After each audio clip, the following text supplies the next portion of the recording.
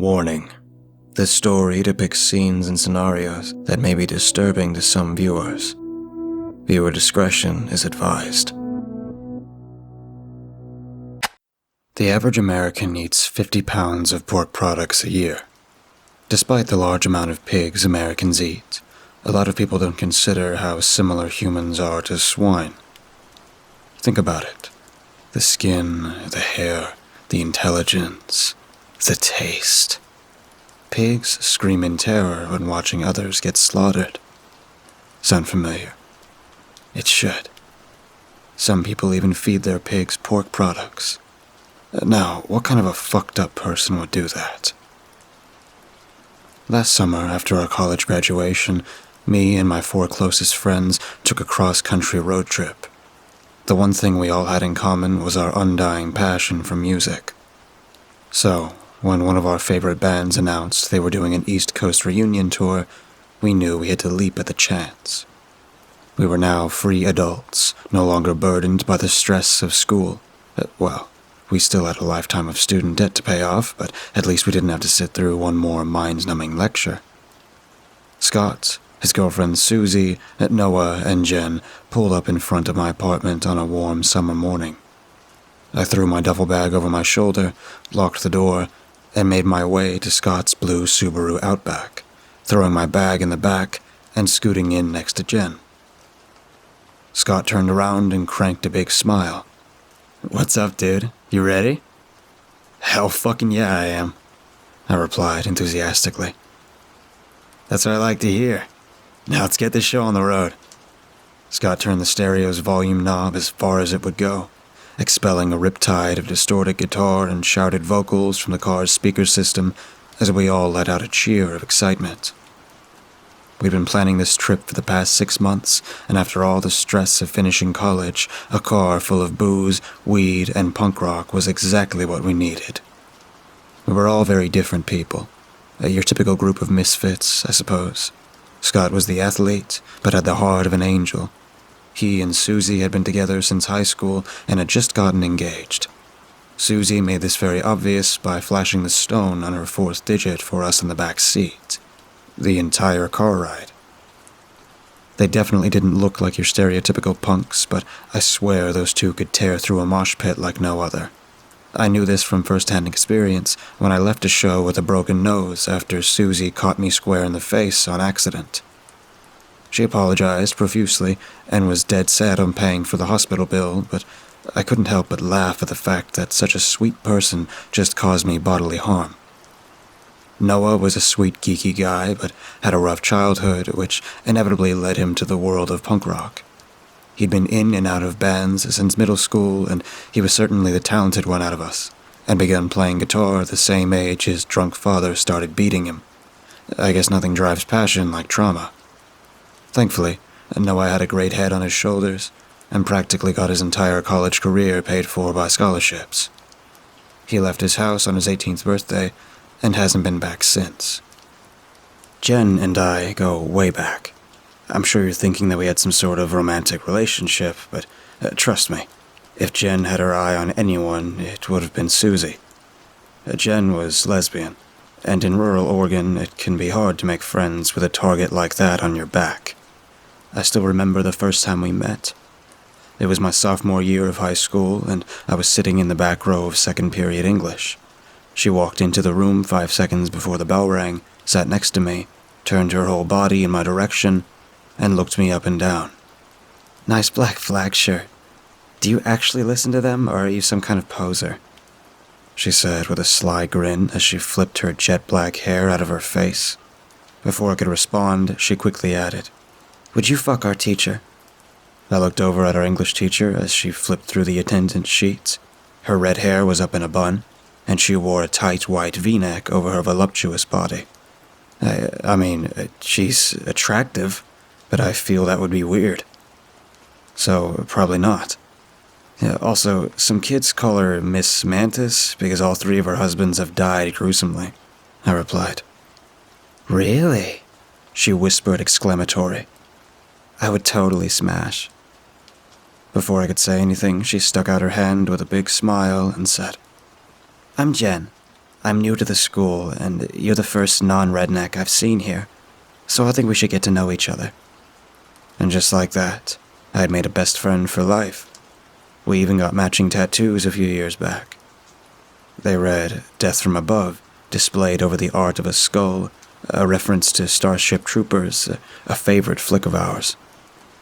Jen played into the whole super sexual lesbian stereotype, but even at 23, she remained a virgin. She had opened up to me a few times about it, but I think ultimately it just came down to her not finding the right person. We all loved obnoxious music, but we were all sweethearts deep down. On the first day of our road trip, we made it all the way to Iowa. We left Portland bright and early, but pulled into our dingy motel late at night. We spent so much of our budget on gas, food, and illicit substances that we barely had enough for lodging. Thankfully, Scott had discovered a motel online for $20 a night. There was no way we were passing that up. "Come on, Sleepy, wakey wakey." My eyes slowly opened to the sight of Noah's goofy face. His eyes were bright red from the 3 joints he had smoked in the car. All right, I'm coming." Apparently I fell asleep somewhere in South Dakota after we had stopped for food. I followed Noah and Jen to our room as Scott and Susie wished us a good night. "Hey Scott, good driving today. Thanks for getting us here alive," I said while giving him a friendly hug. "You didn't doubt me, did you, pal?" He grinned and gave Noah and Jen 2 more friendly hugs. "See you in the morning, you two. Try to keep it down over there, will you?" Noah teased.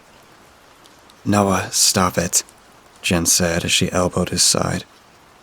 We all laughed at the awkward interaction and went to our separate rooms. Noah assured us he was okay with sleeping on the couch in our room, even though I told him we could share a bed. Apparently, he enjoyed sleeping on couches. It made him feel nostalgic, he explained. We chatted for a bit, shared a couple drinks, and went to bed.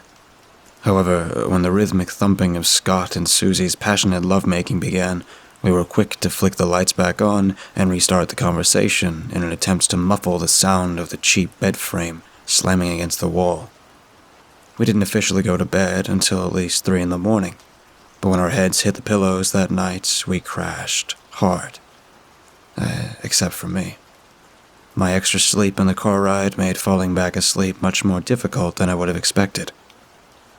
I tossed and turned for around 45 minutes before getting up to go to the bathroom. I fumbled through the dark motel room, eventually finding myself in a musty white and blue bathroom. I flicked the light switch and almost immediately the single light bulb went out. "Great, now I have to shit in the dark," I mumbled to myself.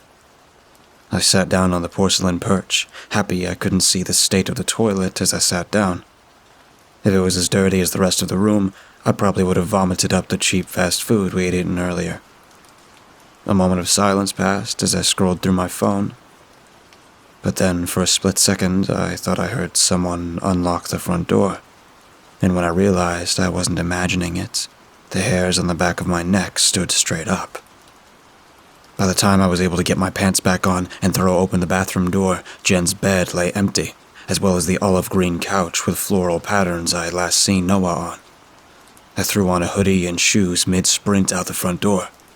Upon exiting my room, I bolted over to Scott and Susie's room, only to find their front doors wide open as well. Everyone's belongings were still there, and more worrisome was the fact that Scott's blue Subaru still sat in the parking lot. I ran over to the nightstand next to Scott and Susie's bed, lying on the oak surface with the keys to her car. I grabbed the keys and took off for the car. Upon getting to the parking lot, I was able to catch the sight of a white van with tinted windows peeling out and zooming onto the street. I was right behind them, and I wasn't going to let up. After following the van for a few minutes, they slammed on the brakes and the front doors flew open. I almost slammed into the back of the van, but managed to stop just behind them. My eyes widened and my heart pounded as a man and woman in matching blue jumpsuits with black rubber boots and medical masks started making their way towards the car. The beer in my stomach gave me the confidence to throw open the door and confront the 2 mysterious figures. "Who the fuck are you? Where are my friends?" I yelled in retaliation. But instead of responding verbally, the woman simply raised her right arm aimed a small silver weapon in my direction, and pulled the trigger. There was no bang, and I didn't feel any pain except for a pressure in my neck. My index finger came across a small object lodged in the right side of my neck as I felt the point that was causing me pain. I ripped the small object out, and blood dribbled out of the pinprick-sized hole that was just punctured. I wobbled for a moment, my vision blurred. What the... Did you just... But before I could finish my accusatory question, I collapsed on the hard asphalt.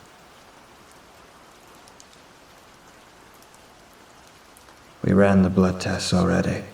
These 3 are compatible with the procedure. You can dispose of those 2. A woman's voice rattled through my brain, raspy and old. A burly voice replied, "Yes, ma'am. Sure can do. How should we get rid of them?" As I forced my heavy eyelids open, I saw a slender, elderly woman dressed in the same blue jumpsuit and mask as the people who have kidnapped my friends and I. The large, bordering obese man was also wearing matching attire. There was a metal cart next to the concrete ceiling's large green door. "Just inject them and dump them in the feeder," she responded to the man. He nodded and she left the room, followed by what I made out to be Jen, Noah, and Susie, escorted by several other workers, but not the cart. "Don't worry, boys, this won't hurt one bit. Yet," the man taunted. My groans were muffled by the cloth rag in my mouth. I looked to my left and saw Scott wiggling in his chain restraints. Whatever they drugged him with must not have hit him as hard as me, due to his larger body mass. The man in the jumpsuit glanced towards Scott. His groans were also muffled. "Oh, you're a lively one, aren't you? Better take care of you first," he said, as he flicked the tip of a needle attached to a large syringe filled with a pale liquid. The man started towards Scott. I couldn't see his mouth, but even in my cloudy state, I could tell he had a grin on his face. He needled down and pulled the gag from Scott's mouth. "Fuck you, you fat son!" He was cut off by the man's fist making contact with his jaw. "How'd that feel, pretty boy?" Scott spit blood in the man's face as he regagged him. I knew Scott was tough, but I could tell he was hurting. The man clearly had enough fun, and his smile was no longer there. He raised the syringe to Scott's neck, but before he could puncture my friend, Scott headbutted the man, knocking him onto his back. The syringe was knocked out of his hand and rolled straight towards me. "You fucker! I'll murder you with my bare hands for that one," the man exclaimed as he held his bloodied brow. I saw the syringe and tried to force my heavy body to squirm over to it. Meanwhile, the now furious man stomped towards Scott, grabbed him by the neck, and began mercilessly pounding Scott's face with his massive, hairy fist in the corner of the cell. Due to my hyper-relaxed body state, I must have slipped through the slippery metallic bindings, and all of a sudden my hands were no longer chained behind my back. The man, too engulfed in rage, was oblivious to my escape attempt. I now untied the chains around my ankles and grabbed the syringe. I stumbled over to the shouting man, still thrusting his fist into my friend's face. "Please, stop." Scott managed to gargle before one final blow knocked him unconscious yet again. "Dumb little fuck," the man said as he stood up. I was right behind the man, and when he turned around, his wide eyes made the perfect target for the syringe I was now holding. The needle threaded through the man's pupil like a toothpick through an olive. The soft, squishy sphere swirled blood and optic fluid. I pressed down on the syringe and expelled the pale liquid into the man's eye socket. The once threatening man screamed before he stumbled over as blood poured from his right eye socket, falling to the ground like a rag doll. I fell to my knees, exhausted. This time, however, I managed to stand up and walk over towards my friend. I shook Scott's shoulder after feeling his pulse. It still beat. It was slow, but it was definitely there. His once handsome face now more closely resembled a cherry dropped from the Empire State Building. "Hey, buddy, come on. You're gonna be okay. We gotta go get the others and get out of here. Come on, Scott. Scott, wake the fuck up. Please. Susie needs you, man."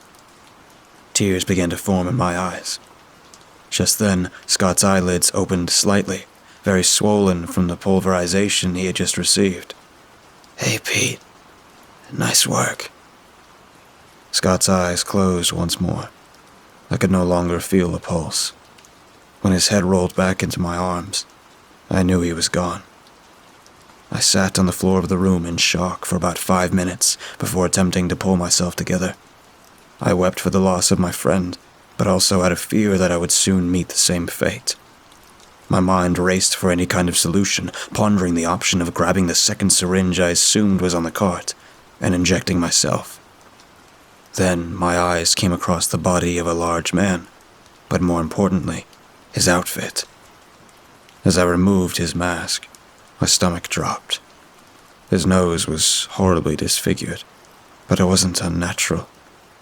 Under his mask lay the snout of a pig, protruding and round with 2 big nostrils on the abrupt flat edge. Despite the gruesome killings I had just witnessed, the sight of this horror was what finally caught me to throw up the shitty fast food we'd eaten the day prior. The man's intact eye moved, and I jumped back. He groaned, but didn't move a muscle, other than the other eye tracking my movement.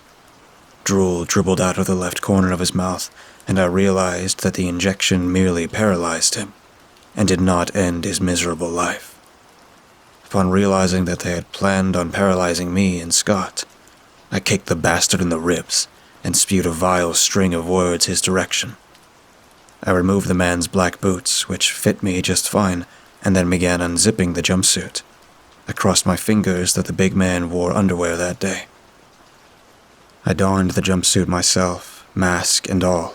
The jumpsuit fit my much more slender body poorly, but I hoped it wouldn't make too much of a difference.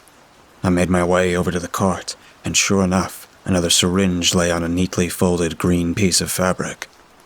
Next to it was another piece of green fabric, but nothing lay on that one. I picked up the second syringe and placed it in the back pocket of the jumpsuit. I took a deep breath, braced myself, said goodbye to one of my closest friends, and opened the green door. It was heavy and groaned open into a wide concrete hallway going in 2 directions. Men and women in medical masks and blue jumpsuits walked the halls, as if it were a high school between 2 class periods. I was in the thick of it now. Faking as much confidence as I could, I sucked the fear down and turned right down the hallway. I caught a glimpse of several of the workers making weird glances in my direction. I figured that it was merely due to my ill-fitting attire, but I then wondered if pigs had an inherent sense of smell over humans. Could they literally sniff me out? I pushed this fear down deep once again and continued through the halls. There were green metal doors every so often throughout the hall, unlabeled just like the cell I managed to escape. I considered entering one of the rooms, but eventually decided against it, not wanting to risk the chance of standing out like a sore thumb. After what felt like an eternity, I came across a large room filled with workers and conveyor belts. Metallic arms and large vacuum hoses spun and flailed above them. Some of the arms had sharp, glistening blades. Others had circular saws and scissor-like tools, like some kind of gruesomely surgical rendition of Inspector Gadget. It was then that I saw what was on the conveyor belt. Noah, Jen, and Susie. Naked and as motionless as stone. Eyes wide, presumably paralyzed by whatever serum they had planned on using on me and Scott. I gasped at the realization of what I was witnessing, but before I could even ponder the thought, the metallic arm went to work. First, the blades elegantly removed the skin from my friends' bodies, sucking the large sheets of skin up with the vacuum tubes. Then the circular saw lowered and cut into their skulls. Upon removing the top part of their domes, metallic claws descended from the array of surgical instruments and promptly plucked the brains out of each of them, dropping the brains on a conveyor belt that ran parallel to the one my dear friends were on. In a storm of metallic whirring, all of their internal organs were removed by other instruments and placed on another conveyor belt. The remains of my friends were then carried away by the belts through an opening in the wall covered with long black rubber flaps, resembling a baggage carousel at an airport. I stood in shock, completely bewildered by what I was witnessing. Anxiety soon crept its way up my spine and into my brain. flooding my thoughts with all the horrible atrocities that I assumed my future held. A loud buzzer sounded, and the remaining workers flooded out of the room. But before I could do anything, a shrill, raspy voice called out from the entrance of the factory-like room. "You think you're clever, you little shit?" I spun around to face my accuser. It was the slender old woman I had woken up to. "You think you can just waltz out of here scot-free?" "Oh, I'm sorry. Poor choice of words," she teased, laughing softly at her own morbid joke. "What the fuck do you want from me?" I yelled back, tears swelling in my eyes. "From you? What do you mean?" "I want you, young man. Welcome to the Iowa State Pig Farm, kid." She glared her eyes at me, spread her arms in an act of pride, and began closing the distance between the two of us. What did she mean, farm? What kind of farm has conveyor belts designed to harvest human organs? I attempted to back up, but the woman was moving fast, and soon enough, her hands would be around my neck. As she stomped over towards me, I noticed the object she was holding in her left hand. It was a syringe. The woman got closer and closer, and eventually my back hit the wall. The sight of hers caused me to then remember I had a syringe of my own. In a last-ditch effort to save myself, I removed the syringe I had been keeping in my back pocket, and as the woman raised her left arm to inject me, I plunged the syringe she hadn't been aware of into her abdomen and pumped the pale liquid inside her stomach. Her eyes widened as her syringe fell out of her grasp, breaking into 1,000 pieces on the concrete. Soon thereafter, her body followed, falling to the floor in the same manner the man had previously. A soft whimper came from her mouth, along with a stream of drool. I caught my breath and made my way for the exit. Foolishly, I had been looking at the ground, my mind racing through the sick and twisted events I had been living through. Oblivious as I walked out the room, I bumped into someone wearing a blue jumpsuit. "And where do you think you're going?" a man's voice asked. I looked up and saw several workers coming back into the room. I turned around, realizing that they could see the woman's body lying right behind me. Yet again, faced with the choice of fight or flight, I chose flight. I shoved the man out of the way, tore my mask off, and sprinted down the halls. I don't remember what turns I took or how long I'd been running for, but eventually I found myself in a massive warehouse. The stench of livestock, fecal matter, and rotting flesh filled my nostrils immediately as I once again threw up. I looked up, wiping my mouth of the remaining vomit, and saw that the warehouse was not a warehouse at all, but rather a warehouse-sized metal barn full of pigs. Thousands of pigs. Large metal troughs full of red and pink mush dotted the barn. The oinking and screaming formed a roar of deafening depravity that completely sobered me out of the adrenaline-fueled high I was experiencing. I took one look over my left shoulder and saw several people in blue jumpsuits rounding a corner down the hall behind me. Knowing I had no other option, I dove into the football field-sized pig pen and began crawling through the pigs. The yells of workers barely bled through the tidal wave of noise the swine were making. I didn't know what they were saying, but I took solace in knowing that the brown scum I was crawling through would camouflage my bright blue jumpsuit. I crawled and crawled, holding my breath as long as I could while doing my best to avoid being trampled by pig hooves. But eventually, I could no longer, and I continued to drag myself through the layer of grime as the foul stench invaded my nostrils. I had become lightheaded, and I worried that I might pass out simply from the smell. Suddenly, my eyes caught sight of an exit. Past the fence that enclosed the pigs lay another green door.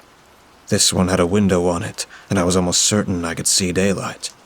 I was in the home stretch. I was almost free. But before I could make it to the final 15 feet, something else caught my eye. A strange marking on one of the pigs. I had to keep myself to avoid being stomped on by the hooves surrounding me.